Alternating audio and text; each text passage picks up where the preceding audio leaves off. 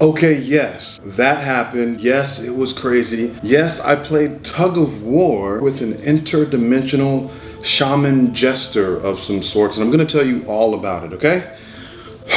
Let's get into it. All right. Okay, so this trip report, tug of war with the Jester, this happened actually towards the end of my sort of DMT journey many years ago. And the interesting thing about this trip was it was my first time tripping on mimosa hostilis root bark extracted DMT. So here's the thing. You're going to find DMT in one of three places more often than not, okay? You're going to find it in mimosa hostilis. That's the most common one. Secondly, after that, you're going to find it in acacia confusa root bark, okay? And then right after that, you're going to find it in Psychotria viridis. That's the chacruna leaves. But that's more for DMT in the ayahuasca form. But anyway, so up until this point, I had been extracting it and taking it from acacia confusa.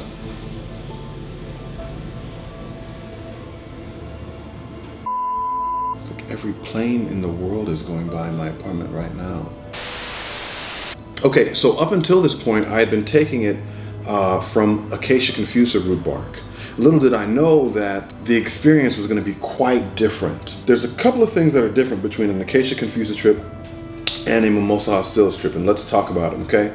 So first of all is the extraction process. When you're going through extracting acacia confusa versus mimosa hostilis, the end product, the yield, looks a little bit different. And this is because the acacia confusa has a little bit more active alkaloids in it, and so you end up getting this sort of chalk. This, at least from the plant matter that I was extracting from, that was acacia confusa, time after time again, I'd end up with this sort of paste. It looks like gum if you put it in the freezer, okay? Like white gum if you put it in the freezer, a little bit beige, okay? So anyway, with mimosa hostilis, because of lack of all these extra sort of alkaloids in it, you get the more, how do you say, just the more raw DMT, just a straight up crystal. It evaporates a lot easier, it works a lot easier, it's a lot cleaner. The other stuff is a whole mixture of stuff, and I like to call it jungle DMT, all right? And in addition to that, the trip experience is also different. Whereas on an acacia confusa, I started noticing, and I don't know whether it was from these other alkaloids mixed in or what that still got left behind, or this fatty plant matter that got left behind, which was causing this, but the trips would be a lot more intense. Listen, a lot of people ask me, what's it like? What's DMT like? What's a trip like? It's not like anything you've ever experienced, okay? A lot of these substances that you're going to take are simply augmented versions of this reality. They help you perceive the information in front of you differently. DMT gives you a whole different set of information. It feels like somebody poured watercolors in your eyes, shoved McDonald's Sprite down your mouth and gave you diarrhea, put you in a cannon, and shot you into a wall that was 2 feet away. Okay, that's DMT, folks. It's a little bit dramatic, but that's DMT, folks. Okay, I say that to illustrate how out of nowhere everything comes and how fast and intense it is. Okay, so anyway, acacia confusa trip. It's a lot more intense than the mimosa hostilis, from my experience. It's a lot more blocky colors. It's very hard for me to explain to you in words what I'm seeing, but the best way I can is just imagine like an intergalactic, multicolored world of clay, and everything's very blocky and bulgy. It's very intense. It's very shaking. It's very jarring. Okay? Now, this trip that we're going to talk about was a mimosa hostilis root bark trip, okay? Much cleaner extraction. It looked like crystals. It's actually quite beautiful going through the process. As the liquid that you've pulled the DMT into is starting to evaporate, you can literally watch the crystals form and grow. It's a beautiful thing.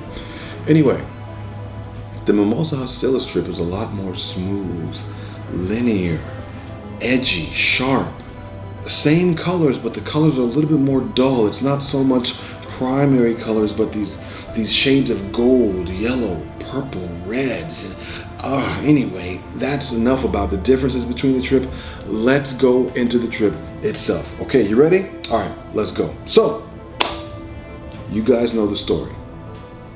One puff, vibration, getting a little bit warm. Two puffs. Both of those characteristics of the trip are starting to intensify.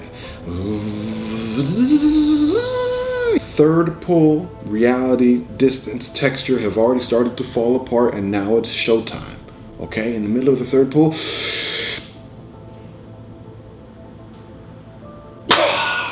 boom, you blue screen, you're gone. You have entered another dimension.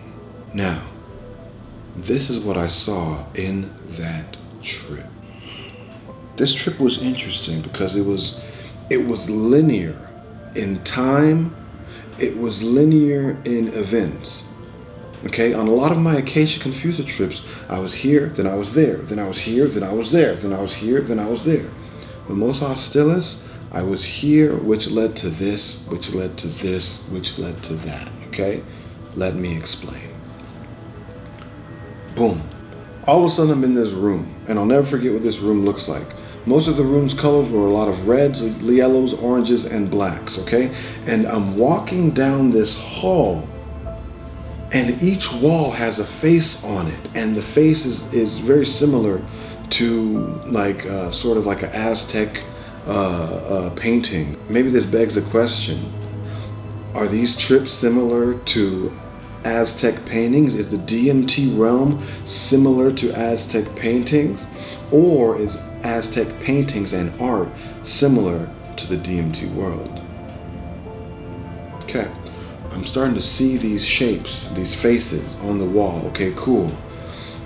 There's a wall to the right of me, a pathway to the front of me, and at the very end, there's an end there, okay, and it has a face on it. To my left, every like 2 feet or so, there's a corridor that heads to the left, okay? And each one of them is shaped like a V. Now understand, a lot of the textures of the wall, it's never a solid color. It's always like fractals, if you will, a row that breaks down into these intersecting lines. These intersecting lines break down further into further intersecting lines and shapes. And everything's always moving. Everything's always turning in on itself. And everything is a different color. Very interesting. Anyway, so here I am walking past these V-shaped, churning wall rooms, if you will. And I'm just walking. And I look to my left in one of them, and chilling in the back in the corner like this, he sort of, hold up, how was he like? He was like just vibing out. He was just minding his own damn business. Was this the closest thing that I have reference to of it is a jester. Okay, let me explain this thing to you. It was about 5 to 6 feet tall. Okay, it had very lanky arms, very lanky long fingers, very lanky legs. Okay, it had a head and it had two, I don't know if they were ears or horns, but it came out far above. Here, it came out far above, and they went like this, and then they came in and went like this. Now, a lot of people on my TikTok want to attribute that to being the devil or demons or whatever, but you know how people get. They're going to associate things to the closest thing that they can relate it to. This thing was not demonic at all. If it was, I would have felt it. Trust. It was a benevolent being that I met. Now, mind you, on here, check this out. There was no separation from its body and its clothing. It was all one. Okay? It was mostly black with patches of green, purple, and orange in it. Okay? Mind you, this thing was wearing a robe, and its arms stuck out beyond the sleeves, and its legs stuck out beyond the bottom of the robe. But there was no distinction between leg and robe. It was all one. It was all one. It's as if you took a picture of somebody in that outfit with lanky arms and lanky legs in that robe, right? Drew an outline of it in Photoshop, cut that out, and then put like almost like a galaxy sort of wallpaper on top of it. You understand what I'm saying? So that you're just left with the silhouette. But I could see its eyes, and its eyes were like very whatever, okay? He invites me. I intuitively feel that this is a masculine entity. It was without a shadow of a doubt. He invites me to play tug of war with him. I repeat, he invites me to play tug of war with him. If you haven't done DMT, what I'm telling you seems crazy as hell. I already know. If you have done DMT, I know you know the sort of experiences that I'm talking about. And please tell me if you've met the Shaman Jester too, because there's been a couple of people on my TikTok who said they have met the same exact entity. Do you realize how wild that is? Isolated incidents, going to the same places, meeting the same people. There's word that the CIA has been mapping out the entire metaphysical world since 1950s. We'll save that for another time. Anyhow, I start to play tug of war with this psychedelic looking wild jester. He's funny. He has a humorous nature about him. We're going back. We're going forth. We're going back. We're going forth. We're going back. We're going forth. Okay? And then I decide, hey, like I'm 7 years old again, I'm gonna pull really hard, and then let go. So I let go and the jester falls back on his ass. And he goes, he makes this weird sound, like, it's the strangest thing I've ever heard. He makes this weird sound, falls back in the corner, right? He's chilling there. And then I start laughing, because that was a weird sound. That was a funny sound. He falls back to the corner. I start laughing. He goes from like, sort of like he was shameful. He was sad that I was laughing at him. And then I explained to him, I said, no, I'm not laughing at you. I have a weird sense of humor. I'm laughing with you because the situation was funny. Not at your expense. The situation was funny, and immediately, almost as if to reward, it was the most intense thing ever. He just jumped up and was like, he was so happy, and he yanked me from that dimension. And all of a sudden, we're in this empty space, and we start doing this wild cosmic dance around this sort of nucleus, if you will. And this nucleus is mainly purple, but has other colors inside, and it's not transparent, it's not opaque, it's like translucent. You can sort of see through it, and it's shining and it's glowing, and it's just energy center. And we're literally, so if this is the energy center right here, right, we are going around it like this. Here's me, here's him. Almost like electrons if they were orbiting an atom, or planets orbiting the sun, and we're doing this. And this is what's happening with me. We're doing this interesting dance around it.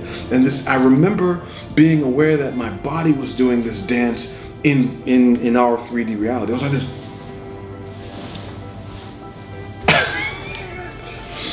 And we were just, I remember my perspective was looking up at this guy, and he was just woo! And I'm looking at, and he's like, we're going like light speed, zipping through space, and I'm aware of this crunchy core, and I'm aware of him doing this, and I'm aware of me doing this. It was intense. It was intense. I repeat one more time, thrice. It was thrice intense. And then at the end of it, I remember reaching in for the core. And once I grabbed it, boom, I'm out of the trip. And I just went like this, boom, in my room. And as cliche as it may sound, I don't care. This is what happened. I took that and I put it into my body.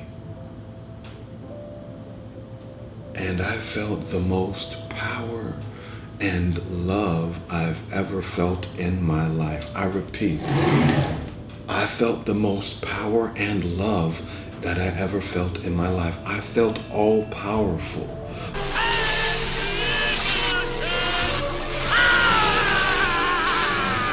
But not the type of power that would make you want to harm someone or overpower someone else. A generous, kind power, okay? backed up by infinite love. Not romantic, sensual love, no. Pure, just radiating love and joy. And I just sat there with that feeling for about 5 minutes or so. That was my first mimosa hostilis root bark trip. Wild. Anyway, we made it over 1,000 subscribers. I can make posts now. Just a quick update. I'm going to change up my schedule, my uploading schedule a little bit. I've burnt out. Okay, so I didn't make videos for a week. I burnt out, and I need to make a more sustainable sustainable schedule to bring content out to you all. Okay, so Thursdays from here on out are dedicated as Trippy Thursdays, and Thursdays are going to be the days that we talk about DMT trips, so on and so forth. I told you all that this week I was going to be telling you about the time that I took a DMT trip at the peak of an LSD trip. But in the meantime, I had to realize, like, oh my God, there's a couple more stories that I can tell you. Here's the Shaman Jester one that you just heard, and also the time that I took pharmahuasca, which is the solid pill form of ayahuasca, where I got to go down into the depths of my mind and speak to my subconscious and saw the visual representation of my subconscious. What that looked like will blow your mind. Okay. In addition to that, we have the San Pedro trip coming up off the mescaline. Where I got to talk to the alien on the cliff and made a claim for humanity. That was interesting. That happened just a couple weeks ago. In addition to that, last but not least, we have the 777 YouTube welcoming party. I can go live. The TikTok audience is going to be there. The YouTube audience is going to be there. It's going to be a great party. We're going to have great conversations about psychedelics and all things spiritual. This is July 7th at 7 p.m. Pacific Standard Time. It's going to be on a Wednesday night, 7 p.m. Pacific Standard Time. In other news, San Pedro Army, if you're still here, let me know in the comments. San Pedro Army, if you're here, we are growing strong. Let me know that you're here in the comments, because the fact that you're here, San Pedro Army, and everybody else, it doesn't matter. I just want to leave with saying this one message.